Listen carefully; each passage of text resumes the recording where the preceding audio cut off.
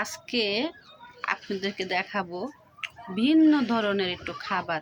এটা খাবার কিন্তু এইখানে হলো মনের কথা, মন খুলে কথা, সেটা এটা হলো ভালোবাসার কথা, এটা হলো নিজের হৃদয়ের কথা।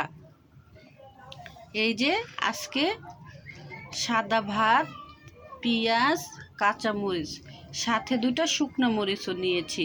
ইচ্ছে হলে শুকনো মরিচটা আমি নাও খেতে পারি, যদি যাদের গ্যাস্ট্রিকের সমস্যা তারা খাবেন না, কাঁচামরিচটাই খাবেন। এই যে সাদা ভাত, যদি কারো মনে শান্তি থাকে, স্বামী স্ত্রীর 2টা মন একসাথে একই ডোরে বাঁধা থাকে, তাহলে এটা কিন্তু তখন আর সাদা ভাত হবে না, তখন আপনার সামনে এটা অমৃতর মতো হয়ে যাবে।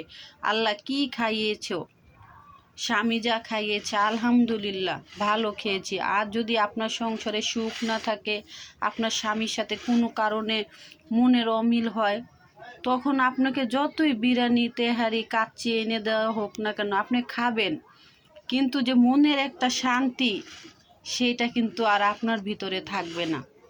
খাওয়ার পর যতই পেট ভরুক মন ভরবে না।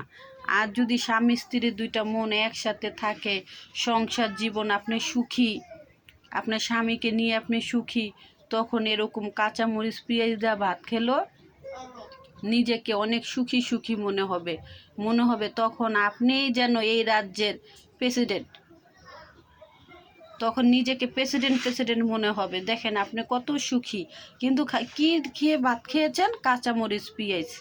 তার জন্য সংসারকে সবসময় সুখী রাখতে হয়,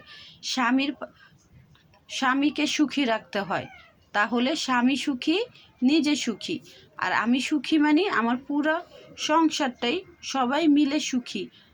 আল্লাহ হাফেজ।